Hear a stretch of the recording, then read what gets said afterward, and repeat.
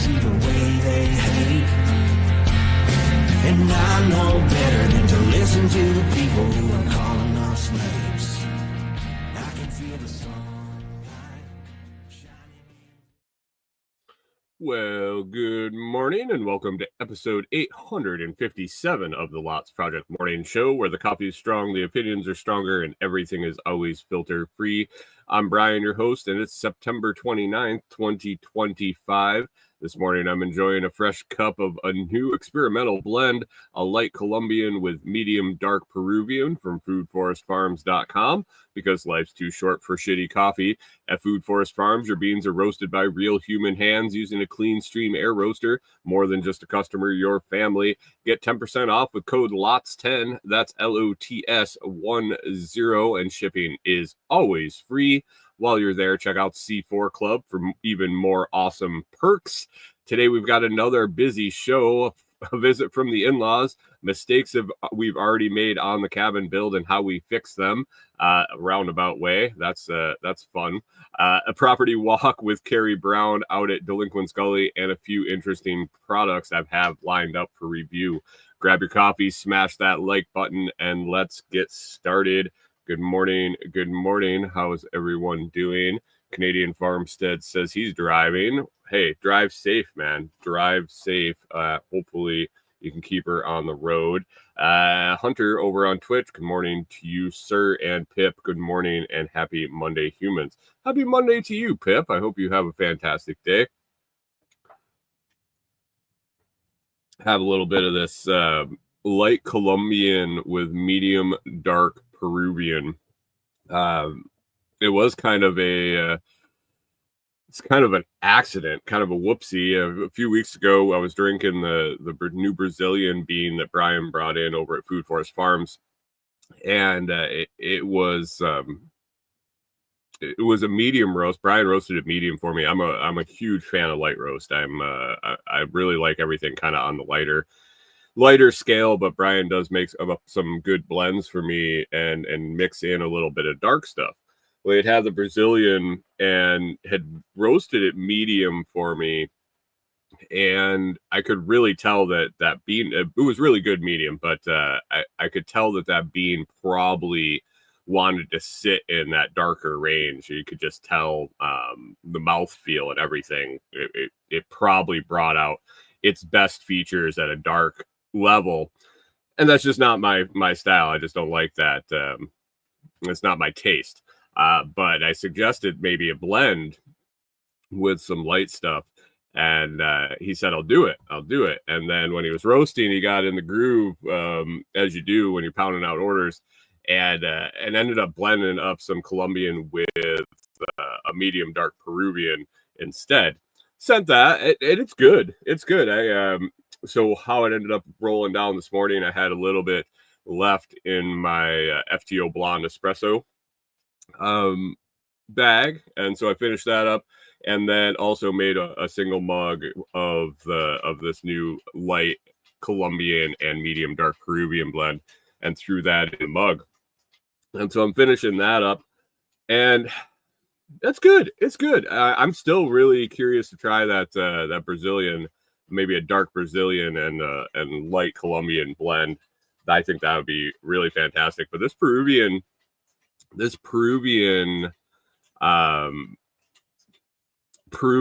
the light Colombian works well. Canadian Farm says this espresso. Espresso. What about espresso? FTO Blonde Espresso. Yes. That's in the mug. That's right here. And I wanted to talk a little bit about coffee right now. I have a big old sale. Well, it's a pretty significant sale over at Food Forest Farms. You can get that exclusively in the Lots Project Telegram chat at t.me/LotsChat. T.me. Oh, not X. Yeah, I didn't say X, man. Espresso. It's not my first day drinking coffee. Anyway, there's a big sale over at Food Forest Farms coffee site. You can find out more about that at the Telegram chat. It's exclusively for the Telegram chat crew over at the Lots Project chat. t.me/LotsChat. You join in, it is the pinned comment. If you don't see the pinned comment, say, hey, showed up for the coffee sale and curious what it is, and I'll let you know. That's a limited time thing, so head on over to the Lots Chat and check that out, t.me/LotsChat. The other thing I had on my list I've been meaning to mention over a while, Mike's Homestead, good morning, thanks for stopping,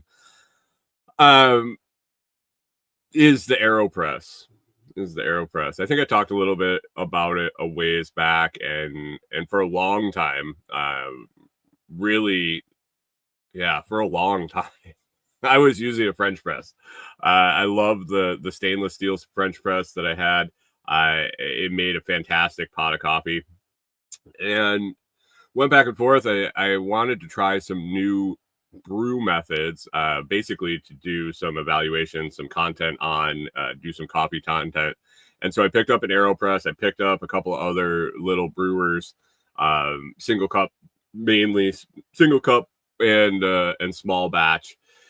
And the AeroPress won me over. Absolutely. Just, that's all I use now. So what the AeroPress is basically a combination between a French press and a drip brew and a pour over. It's kind of like this big meld of a few different brew methods, but super clean. That's the biggest thing for me. Basically, I make 2 rounds of an AeroPress, and I weigh out my coffee and make it proportional in the AeroPress, and then I add hot water to it to make it the strength that I want in the size cup that I'm brewing it in. But with the French press, it was always a struggle to clean it out, to get rid of the grounds. It was always making a mess in the sink. It was making a mess all over the place, basically. And the AeroPress is just wonderful because it makes a little puck in the bottom of the brewer when you're done, and it just pops out in the garbage, and a plunge or in the recycling when we get out to the property, we'll be composting it. But little puck pops out, and the plunger cleans the brew tube, and it's wonderful, really. Somebody had mentioned it in another chat I'm in when I was talking about a camping, I think it's the Stanley Boil and Brew, a portable camping French press. And they were like, yeah, I really like French press, but it's just so much water to clean, especially when you're camping and you're bringing your own water in. And I was like, huh. He said he used the AeroPress, and it's way easier, way cleaner. And I kind of was like, yeah, I'll give it a try at some point. And boy, was he right. I wish I had listened sooner. I've gone completely to the AeroPress. If you're looking to grab one, you can go to thelotsproject.com and hit the product review page. And right there at the top, one of the recommended product pictures is an AeroPress, and click on that. It'll take you over to Amazon. You can pick one up there. Well worth the cost. It's all I use anymore, really. I still have a pour over. I still have a French press. I still have a drip brew, but that AeroPress is definitely my go-to every morning, and it works great. It brews a great cup of coffee, and like I said, clean, easy to manage. And once you dial in your brew amount, like your coffee weight and how much you're making, it's game changer. And another thing is, I was using it the intended way. Basically, you put a little filter in a cap on the bottom.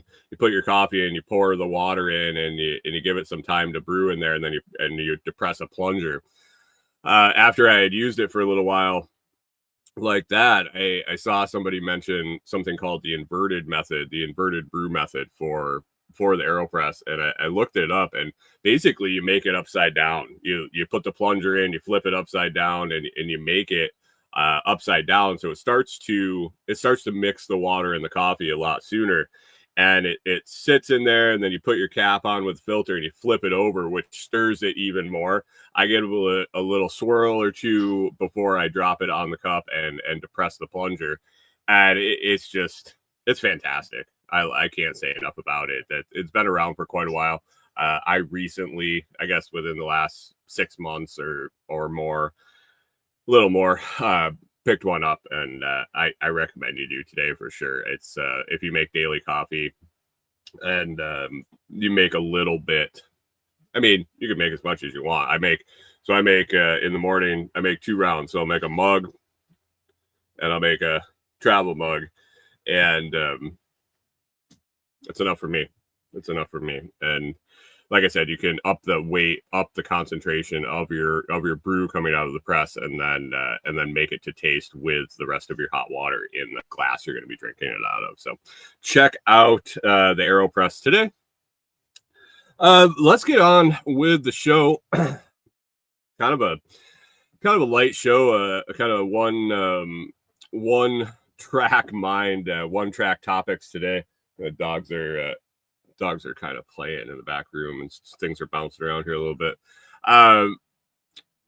Spent the week with the in-laws. In-laws came into town last week after the show on Monday and stuck around until Saturday. Spent a lot of time with them. I actually didn't turn my computer on all week. After the show, I processed everything. They showed up. I shut down the screens, and the next time I turned it on was last night to set the show up again. So that was kind of that was kind of a nice break. I didn't really spend a whole lot of time on social media on my phone. I was just spending time with them. We did a lot of trips out to the cabin. We spent I think 3 of the days they were here out at the cabin site, a couple working, and then we had a get together. I'll talk about that. But it was kind of a nice break from everything, and it makes me want to possibly pursue that some more, but didn't get into a whole lot of seeing news stories or bullshit on social media, so didn't have a whole lot of things spin onto the topic list for this week's show. So I guess I just will talk about the week and what went down and what we got going on. Canadian Farm says down timber almost done. Yeah, it's been a rough month for Bitcoin. I had hopes that we'd hit 150 by the end of September. I don't think that's going to happen. We got one, or it's like a WrestleMania back there at the moment. We got a couple days left here in September, and right now we're sitting at Bitcoin price check-in 111,997. 111,997. That's not anywhere close to 150. I don't think we're going to pop up to that in the next 2 days. So, live and learn. You make a guess, and sometimes it works out, sometimes it doesn't. But we'll see. We'll see about Bitcoin. I'm just rolling with it. I'm in it for the long haul. So these short ups and downs, it is what it is. We'll figure it out in the long run. Anyway, in-laws showed up. So before they showed up, I think I talked about on last week's show, Corey and I had gotten on the cabin build. We had gotten the girder beams put in place around the outside in between the posts of the cabin on the long side, and got the footers poured down the center for a big long beam. And that's kind of where we ended up before the in-laws got here. My goal for the week was to figure out how to get that beam constructed and installed. Basically, it was going to be a 35-foot long 2x2 ply 2x12 beam. That's a lot of weight. That's a lot of weight. I had gone back and forth a couple different ways. At one point, we were going to be having a bunch of people over at some point during the week, like 15-ish people, and some had to cancel their trip. So we were down to like 6 people. When we had that larger group of people, I was thinking about building the beam parallel to where it was going to go. And then with a lot of hands, that makes that heavy lifting a lot easier. And I figured we'd be able to pick it up and set it in place. We're talking like probably 500, 600 pounds. So I wasn't really excited to do it with a few people, especially, or just Corey and I. It would have been kind of tough. So I was going back and forth whether to build it and then lift it into place, or if we could build it in place and set it and build it one piece, add a piece on, and construct it as we go. So the plan for constructing it was, out of the 2x12s, we'd be offsetting seams, putting longer pieces, staggering longer and shorter pieces on either side, using construction adhesive and structural screws to basically laminate the board. So we could get the first two pieces in. I had all the cuts figured out to make it the right length. Put the first two pieces in, they'd be offset, and then add a piece on each side and kind of put it together like a puzzle, right in place. And since we didn't have a whole lot of people to manhandle this thing after the fact, I decided that I really wanted to build it in place. So the first day that the in-laws went out, we were dealing with mud, a ton of mud. I don't know if I mentioned the mud last week, but we got a bunch of rain right before they got here, and pretty much I want to say almost the whole time they were here, except for the day we were having a get-together party out at the property, which was nice. We dealt with the rain and the wet and everything while they were here, but it was nice to have a beautiful day when we wanted to get together with friends. So the mud at the site, since it got cleared and leveled for the build, my groundwork guy hasn't been back to grade around the outside. So when it rains, it funnels all that mud or all that water under the rooftop, and it's all exposed clay. It just turns into like a slip and slide and a goopy mess that sticks to your boots, and it just makes life miserable. So we were working in that for the first couple days of the week. We headed out there, dealt with the mud. Corey's dad and I measured out and cut all the 6x6 posts that were going to go under the beam on those footers. Got those installed into the brackets, and then we started constructing the beam, and it actually went really smooth. We cut up all the pieces. We cut them all to length. We used a Honda generator and a compound miter saw that we built or that we bought for when we started the woodworking stuff. Went really smooth. Had those all laid out. Started putting them together. They pressure treated wood is a tough one.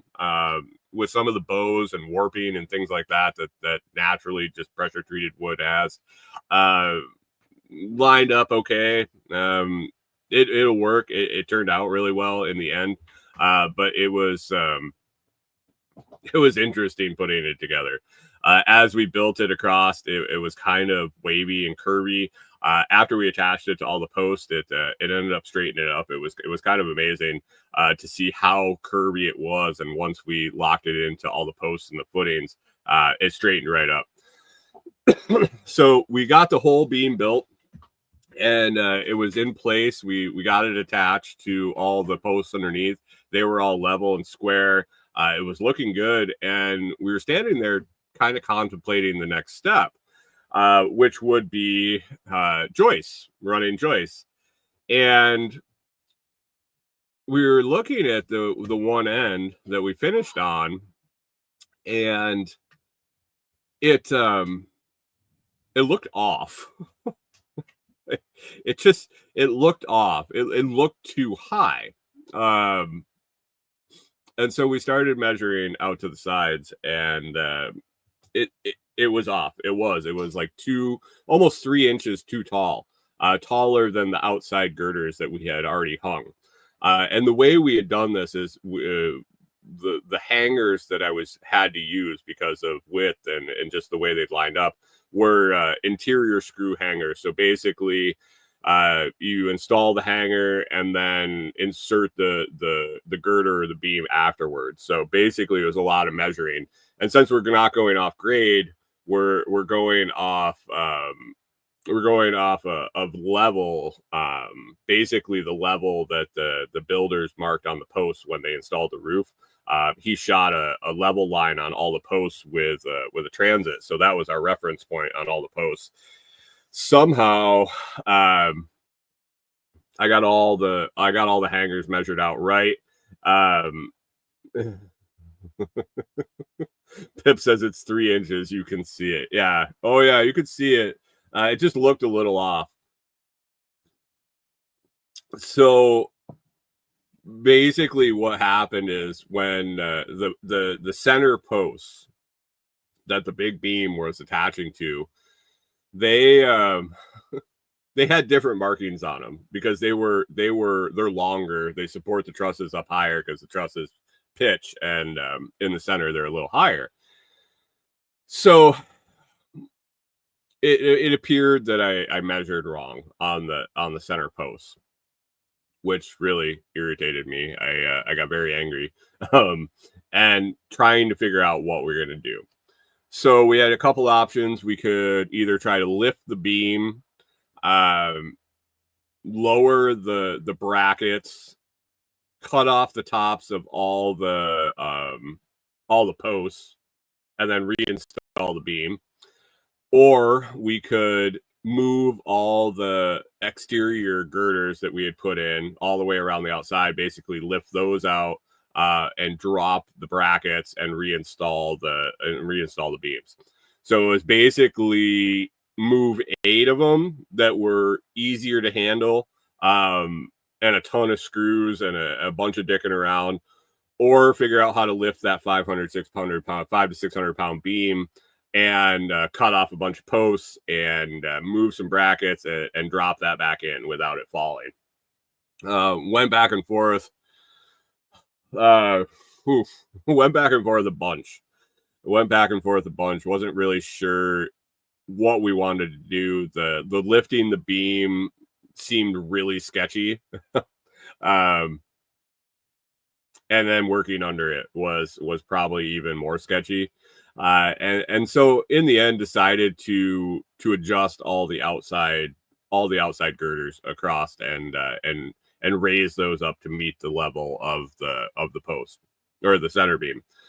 So I got my measurements, tested one, moved it, measured it, made sure it was level, and it was. And so we kind of left it at that, and that's where we got with the in-laws' help, and that was what I wanted to accomplish. I wanted to get that center beam in. It wasn't done because it wasn't right, because I messed up, and it was long before they got here that we had those brackets hung. So it was definitely on me.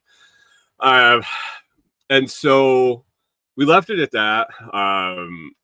We wrapped that up, and we had a get together with some friends to celebrate some birthdays. My beautiful bride had a birthday. Her father had a birthday. My father-in-law, and a really good friend, all had a birthday within a week. So we had a little get together at the property. First one, used that new grill that we picked up that I talked about last week.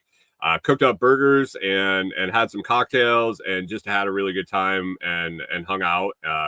Kerry from Strong Roots Resources was out in the area. He spent the night, and I'll talk about the property walk we did with him a little bit.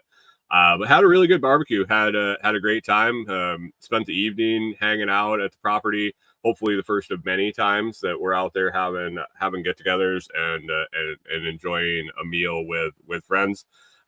Appreciate everybody that came, and we had a good time. I had a great time, for sure. And but anyway, in-laws took off after that, and Corey and I went out. I think it was Saturday after they took off, I believe, was when all this went down. So we moved. We had one out of the seven side beams raised and put into the new position. And Corey and I started on that side, finished the other 3 on that side, and as we got to the last one on the opposite, so this would have been the side that we started the beam on. So we started the beam we finished the beam and we checked on the end that we finished. And then when we started raising them, we worked the opposite way. And when we got back to the end where we started the beam and we were kind of eyeballing the new placement of the outside ones, Corey's like, they look too high. Like they seriously look about 3 inches too high. And after some measuring and some looking and some checking level, came to the realization that we hadn't mismeasured both the brackets on the main beam, only one. So one end was 3 inches higher than the other end, and over 35 feet when you're running a string. And I don't know if I necessarily checked. I'm pretty sure I had to have checked level, but it was that close. 3 inches over 35 feet isn't a whole lot. And if you're a little off even where the string is setting, you're like, okay, yeah, that's level. You look at the level and the bubbles inside might be a little to one side or the other, but somehow skip through. And so now we're kind of fucked. Now the side beams of one side of the cabin are level with one end of the beam, and the side beams on the other side of the cabin are level with the other end of the beam. And we had to decide what we were going to do. If we were going to raise the beam on one end and move the other 4 side beams up, or if we were going to lower the end of lower the other end of the beam and put the 4 that we just moved back to where they were originally. Either way, at this point we were moving. We had to definitely fuck around with the main beam in the middle and move 4 of the outside. Canadian Farm says I should be used to eyeballing 3 inches. You're being generous. You're being generous. So anyway, that's the decision we had at that point. And after thinking about it, after contemplating it, and looking at what we would have to do with the posts, basically it came down to the 6x6 posts under the center beam. It made sense to drop the one end and then cut off, remark the posts in place and cut them off to be where they needed to be. So, and then drop the other 4 beams back into place. We used some ratchet straps, used a choker knot on both ends of the main support beams that support the roof, and some side support ratchet straps to steady the beam as we picked it up, and it worked pretty well. We got it up in the air. We got it up in the air far enough that we needed to drop that bracket to have access to all the screws, and then to run a line on the posts and cut them off, and it all went pretty smooth. And then we realized that we can't drop the beam into place controlled. We had it on ratchet straps, and if you know how ratchet straps work, you pull the little lever and you pop it, and it just releases. That would just drop that beam, and it needed a little finesse to get back into the brackets. It isn't like a big wide area to try to drop it into. It needed to be guided in slowly. So we grabbed a couple of bottle jacks out of the truck and rigged something up and got that on some bottle jacks where we were able to control the speed of the drop, and we were able to do it. Corey and I knocked it out. I was super impressed. She knocked it out of the park, helping, suggestions, and just being in the right place at the right time. And we got it all back in place. We dropped that in and secured it back to the post. It went super smooth. I was really happy. I think if we had realized that it was going to be as easy and go as smoothly as it did, we probably would have done the beam first of all. And I don't know if we would have caught the fact that one end was higher than the other, and it wasn't both ends that were off. So I don't know. Things might have gone different. We got that beam back in place, and then yesterday morning we got out there early and got those ones, the side beams we moved back in place and checked level in every freaking direction we could find. Really paying attention to not only if the bubble was in the lines on the level, but if it was leaning one direction or not. And if it was, we really looked into that. We were satisfied that all the beams were the same height. We remeasured. I don't know where I went there. The internet was working fine. Remeasured from the tops and any direction we could, and everything looks good. Everything looks square, and we were happy to move on from that point. So already making mistakes. That was kind of the rectification. How we fixed it. Man, lots of extra work. moving things back, and at least now everything is square, level, and the way it should be. And yesterday, after we got that done, we went ahead and started hanging joists. We got 19 joists, 19 out of the 52 joists hung yesterday. It was going really well. We got in a groove. Just kind of ran into the end of the day. Corey had to get back to work today for a few days this week, and had to get home. So we knocked out 19 of the joists yesterday. She's got to work a couple days this week, and I think by the end of the week we'll be back out there Thursday, Friday, Saturday, Sunday, Monday, Tuesday. I mean, she's got 4 or 5, I think 7 days off in a row again. So we'll get a ton of work done. I think we're gonna move on to we'll get the rest of those joists knocked out and then get subfloor on. That's in the next. Hopefully by the end of our next vacation, we got that subfloor on, and we're moving on to. Bless you, Corey. We're moving on to framing out windows and doors and that phase of the project. So that's my job this week while she's working.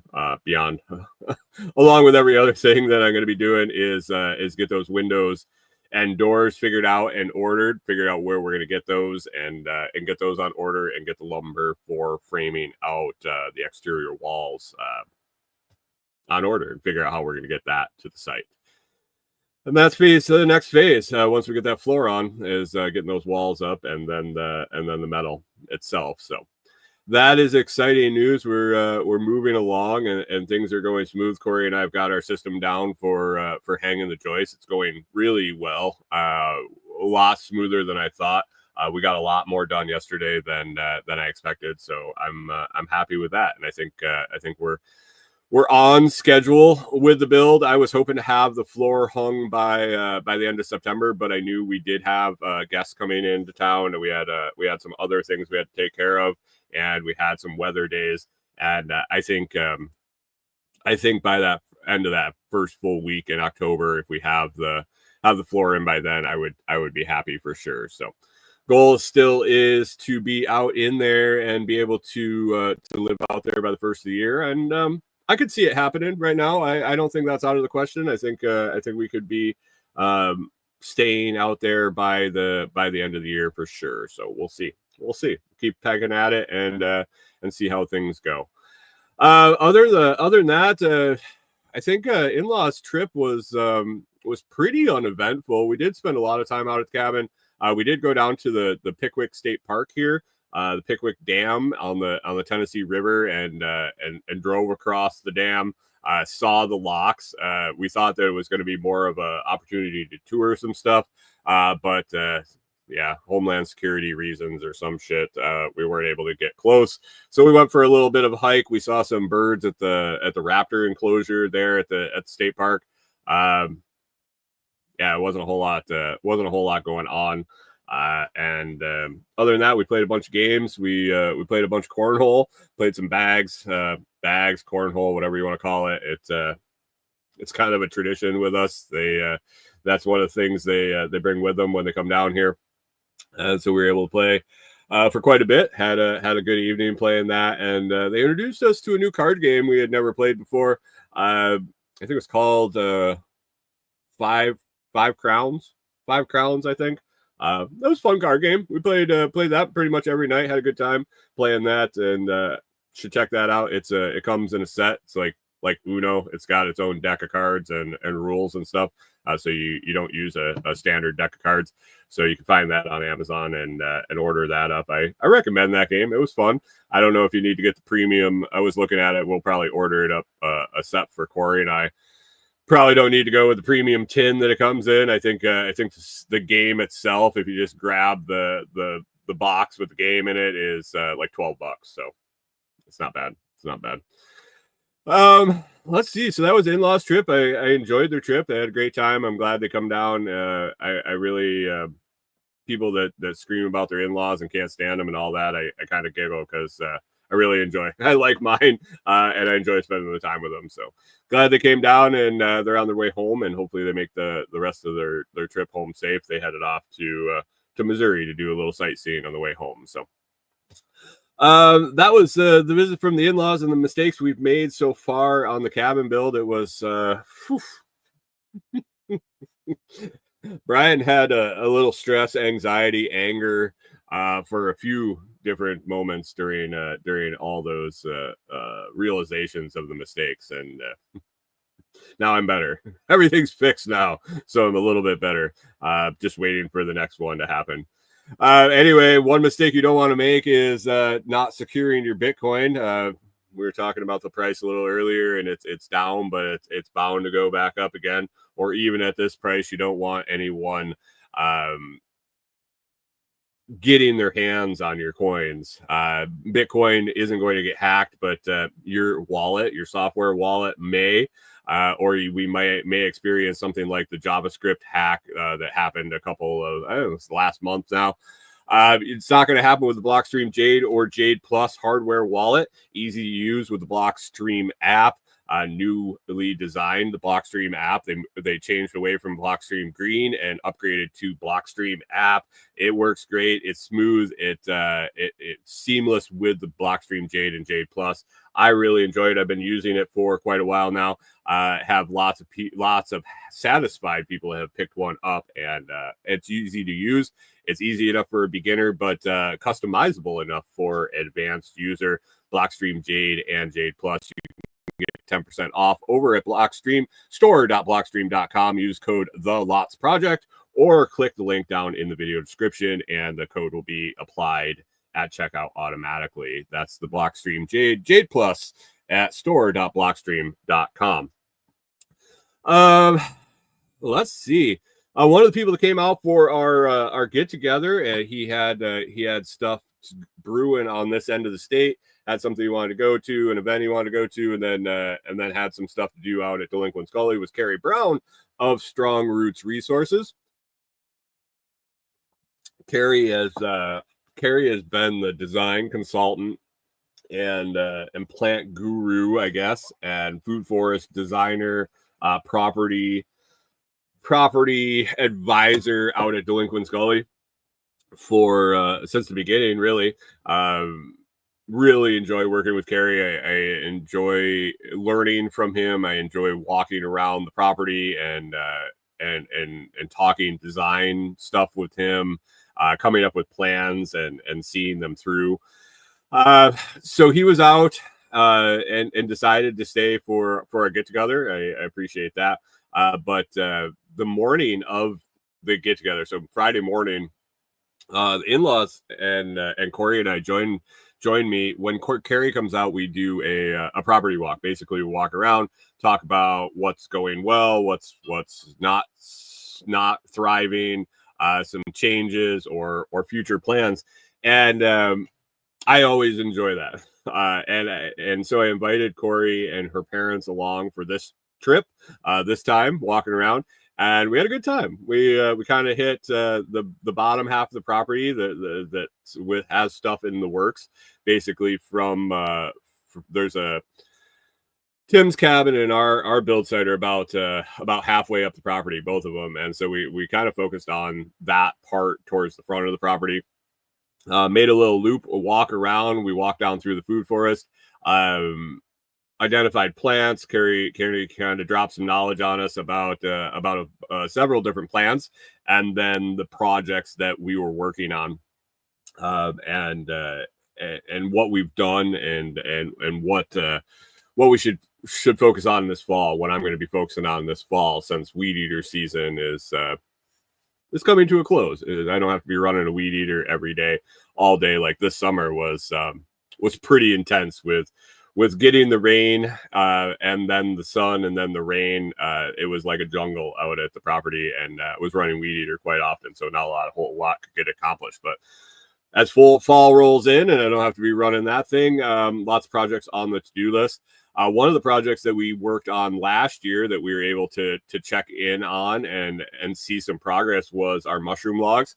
Corey and I knocked out the mushroom logs for the food forest.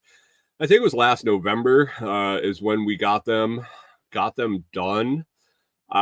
So 11 months, 10 months, 10 and a half months. And we've seen some mushrooms, nothing out of them for that first 10 and a half months, but I really wasn't expecting anything. We got them done a little late for them to have a spring flush. And so I was hoping this fall, and I had no idea when we would start to see things, or if at all, if we were going to see anything this fall.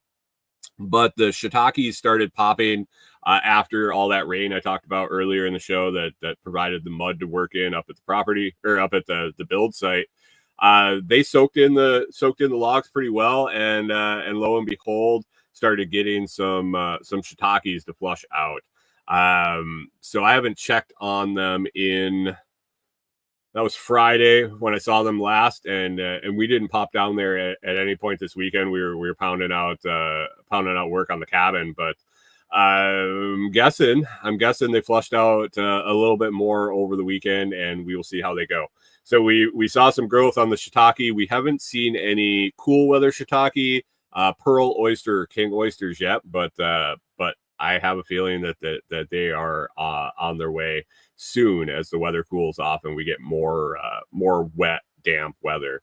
If I hadn't seen any growth from them, if I hadn't seen any flushing from them, I was probably going to let them sit again over the winter and keep an eye in the spring. And if need be, I was going to do the soak and shock method for the logs. But since we started popping the shiitakes, I'm guessing I'm not going to have to do that. I think that is also I think that is a way to get them to flush, even if they are active. So we will see on that, but excited to see some shiitakes popping up. I told Corey we gotta get some mushroom recipes and things to do with these mushrooms we're going to be having. Kerry and I also talked about the hops experiment that we're going to be doing. Running a cable across a big slope. We have a big slope, big hill that comes down into the food forest, and we were looking to grow some hops and didn't really have a good flat place to do it. And so I mentioned it in the spring. We came up with an idea to string. If you know how they grow hops, a hops yard basically usually has a telephone pole, like 2 poles on each end, and they run a guide wire across the middle and then drop guidelines down to the ground, and the hops grow up the guidelines, and they can grow up to 20 feet tall. So a typical hop yard will have a bunch of rows of hops with a post on each end and guidelines, and it's just like rows, like football lines on a football field. We don't really have any flat area to kind of set that out at Delinquent Scully, and we didn't really want to grow a ton of hops, not necessarily for production. We might end up having more than one of this setup if it works out well. But we just wanted to try a run of hops on a hill up above the food forest. And one reason we want to do that is that's the space we had, and another reason is it gets pretty intense sun later in the year, and we're thinking that this will actually be almost like a shade screen. on some of the food forest. So as it grows in, it'll shade out, and the further out into summer it gets, and the more intense sun, this will almost give some of the food forest a little bit of relief from that. Namely, the area that we're going to have a little tree propagation and a little propagation area will probably end up shaded by this in the middle of the summer when the sun is most intense. But basically, we came up with the idea to use two very sturdy trees that are in line with each other, about, 40, 50 feet apart maybe. And we're going to go up 20 feet on the tree. We're going to install a pulley on both of them, and then we're going to run our guy wire. And instead of normally the way you'll run it in hops yard is you'll run it across and then tie it off. So it's just a guy line, and you have to have a piece of equipment to go up and cut down the top of the hops when they're done and they drop down to the ground. Well, we won't be able to get equipment in there. We won't be able to get a ladder to stand up to the guy line to cut them down when they're ready. So we were thinking that we could tie off the line and have excess line at the bottom, and when the hops are ready, we'll unhook the bottoms and let the line drop down and stay on the pulley.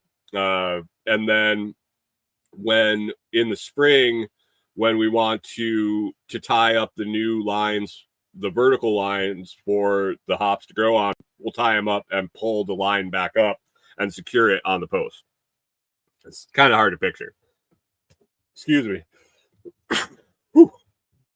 Wow, that one snuck up on me. Sorry. It's kind of hard to picture, but basically it'll be bringing the work to the ground level instead of having it up in the air and on this slope where it wouldn't be manageable to do. So this fall we started hops rhizomes down in the propagation area in the food forest in the spring, and letting them get a season of growth. This fall, the plan is to get the infrastructure set up on the hill, get a spot cleared out, a walking path and a planting path for the hops, and get the hardware on the trees and the guy line all set up. So in spring, we can come out and transplant those hops rhizomes up onto the hill and hopefully get some growing this next spring. So spring into summer. So we'll see how that goes. Another little project that I have to work on out there is an area that we kind of earmarked for a possible another guild on the property. Started to clear it, and it looks really good for I think we're going to use it for comfrey propagation area, where we're going to get in production comfrey. We'll get in probably 3 or 4 rows, 3 or 4 decent rows of comfrey plants in there, and it's on a slope, so we'll be able to do a little bit of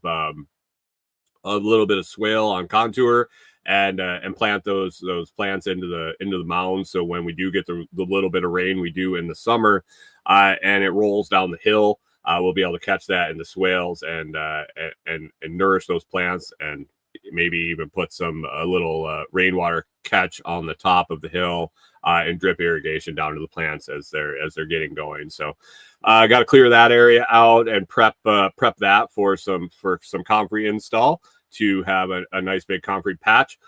Speaking of comfrey, comfreyroots.com back up and rolling. We're on back order this summer because we weren't shipping in the super heat that we had across the country. We were having some problems with orders showing up with delays in the post office, and the heat was just killing the chances of the plant surviving.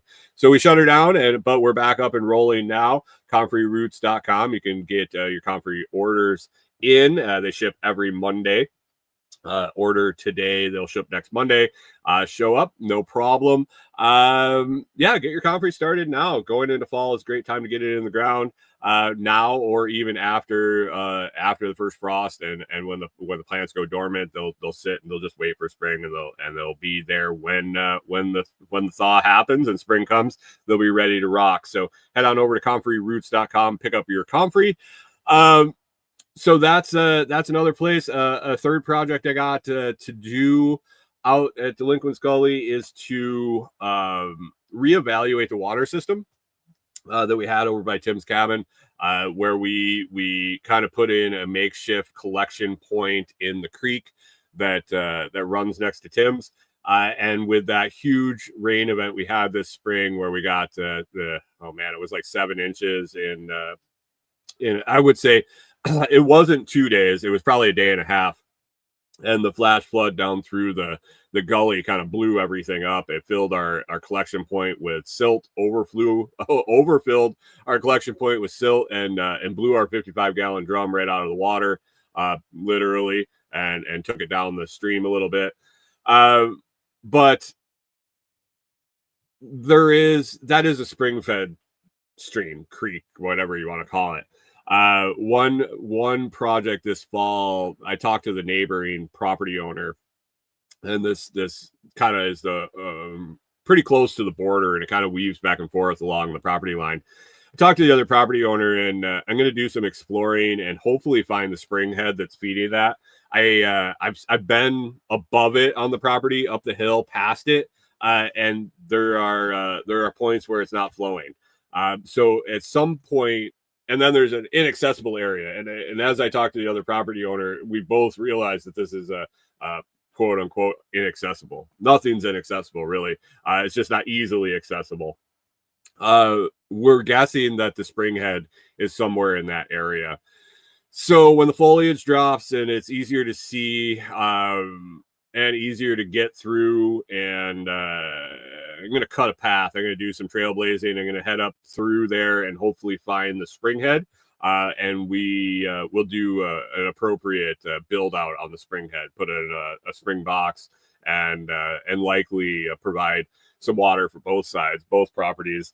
And that is a goal this fall, is to locate that spring head and come up with a plan for getting spring fed water on that side of the property. So that should be a fun deal. Going to be cutting through a bunch of deadfall. The reason it's inaccessible really is a lot of trees have fallen over this ravine.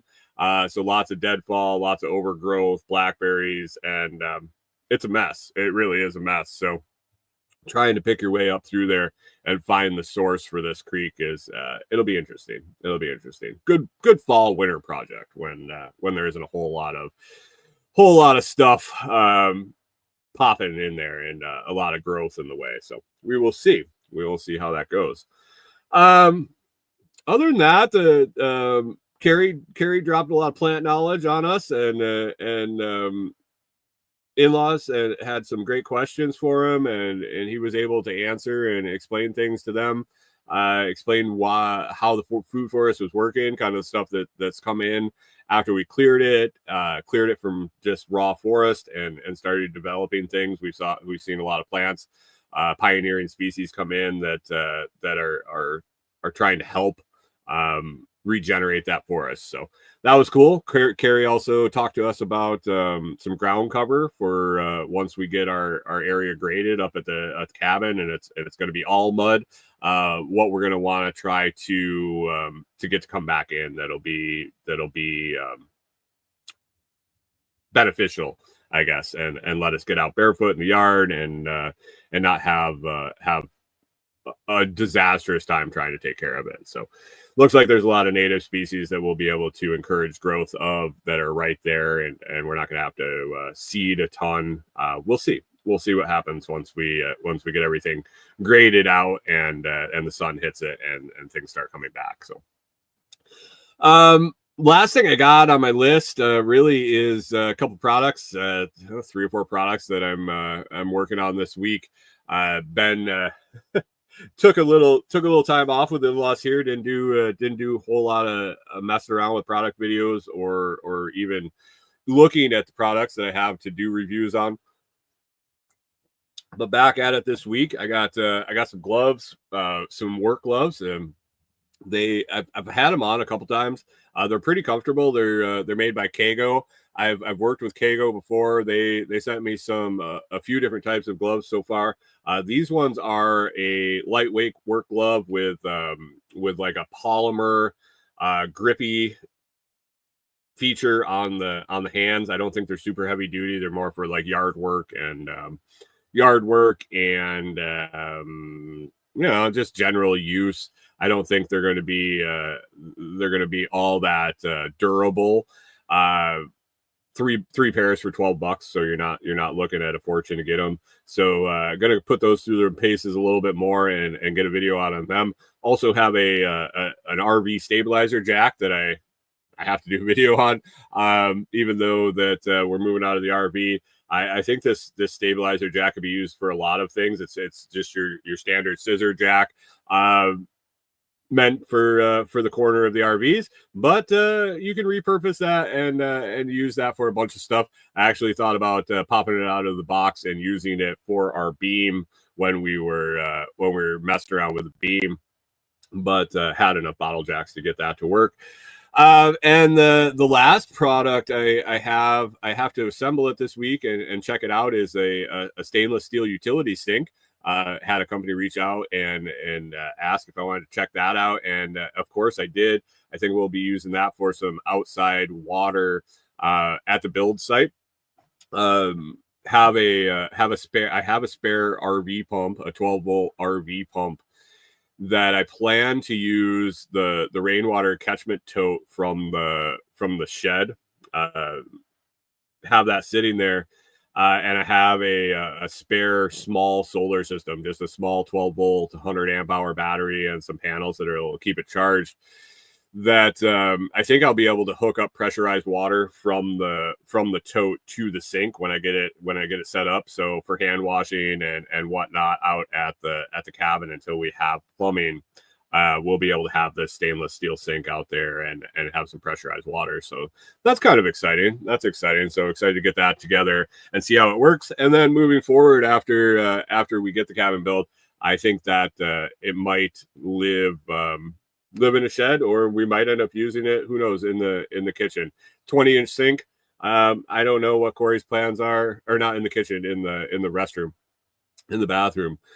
I don't know what Corey's plans are as far as sinks, but we'll see what this looks like and how it works, and we'll use it somewhere on the farm for sure. So always nice to have a sink available in different places. So we will see about that.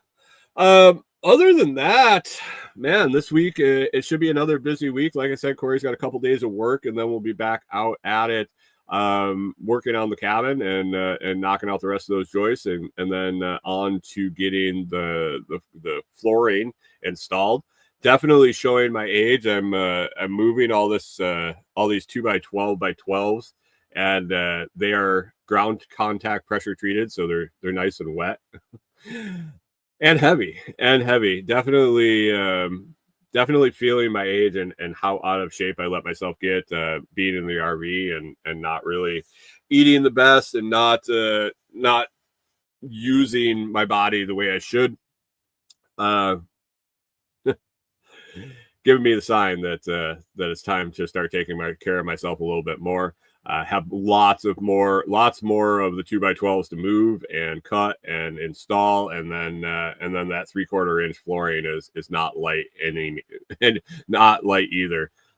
So lots of working out to do. Guys, I think we're going to wrap it up today. Like I said at the beginning, there is a good coffee sale going on over at the Telegram chat. That's t.me/LotsChat, t.me/LotsChat. It's pinned at the top. If you don't see it, not sure if new members see the old messages in the group or the old pin messages. If you don't see it when you join the Telegram chat and get approved, let me know. Just say it, and I'll share the post with you, and you can get in on that coffee sale over at foodforestfarms.com. You can always just head on over to, if you don't want to join the Telegram chat and you just want to head over to Food Forest Farms and save 10%, use LOTS10, LOTS10. Put that in at checkout and you'll save 10%. And like I always say at the beginning, the shipping is always free. Hope you guys have an awesome week and get a bunch done. I'll be hanging out over on Telegram. Might spend a little time on socials. Got some things to do this week where I'll have signal and some waiting to do. So might see some action over there, but definitely in the Telegram chat. We will make it a good week. I hope you have an awesome week. Get everything done that you expect to, and we will catch you next Monday.